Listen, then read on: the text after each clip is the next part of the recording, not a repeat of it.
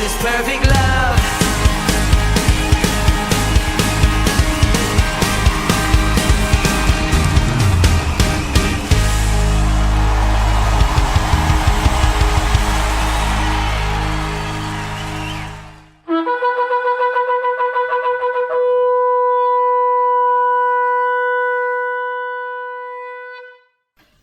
Shalom Bapak Ibu Saudaraku yang terkasih di dalam Tuhan. Wahyu 1 ayat yang ke-10 sampai dengan 13. Demikian firman Tuhan. Pada hari Tuhan aku dikuasai oleh roh, dan aku mendengar dari belakangku suatu suara yang nyaring seperti bunyi sangkakala. Katanya, apa yang kau lihat tuliskanlah di dalam sebuah kitab dan kirimkanlah kepada ketujuh jemaat ini, ke Efesus, ke Smyrna, ke Pergamus, ke Tiatira, ke Sardis, ke Philadelphia, dan ke Laodikia. Lalu aku berpaling untuk melihat suara yang berbicara kepadaku. Dan setelah aku berpaling, tampaklah kepadaku 7 kaki dian dari emas. Dan di tengah-tengah kaki dian itu ada serupa anak manusia yang berpakaian dengan jubah yang panjangnya sampai di kaki, dan dadanya berlilitkan ikat pinggang dari emas. Bapak Ibu yang terkasih, judul perikop dalam Wahyu 1 ayat yang ke-10 sampai dengan 13 ini dimulai dengan penglihatan Yohanes di Patmos. Berarti kala itu Rasul Yohanes berada di Pulau Patmos. Dan saat itu beliau tiba-tiba dikuasai oleh roh pada hari Tuhan. Dan di dalam penglihatannya, Rasul Yohanes mendengar pertama kali suara sangkakala. Rasul Yohanes mendengar suara yang nyaring di belakangnya, yang dituliskan seperti bunyi sangkakala. Dan itu adalah suara Tuhan.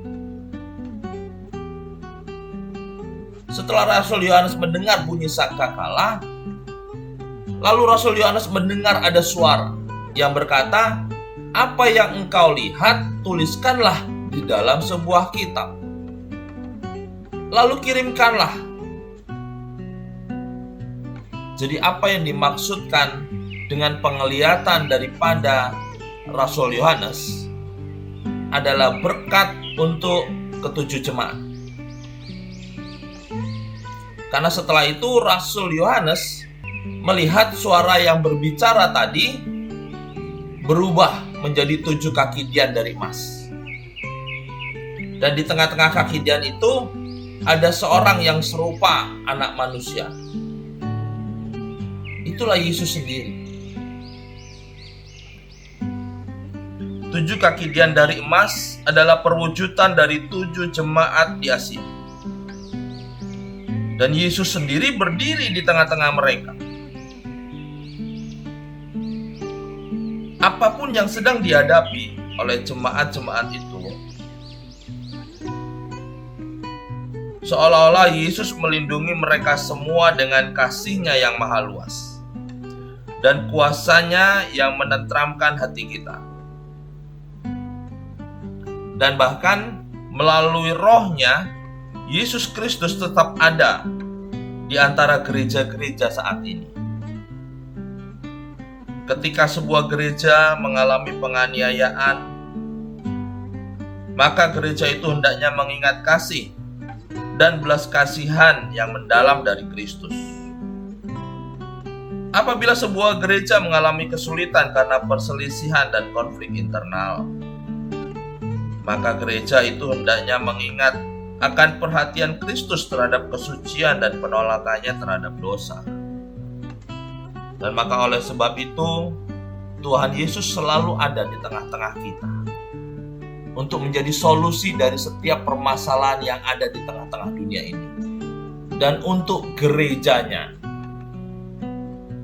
ketika semua hal itu sedang terjadi di tengah-tengah kita, maka satu hal yang harus kita ingat, akan selalu ada suara yang nyaring, yaitu suara sangkakala.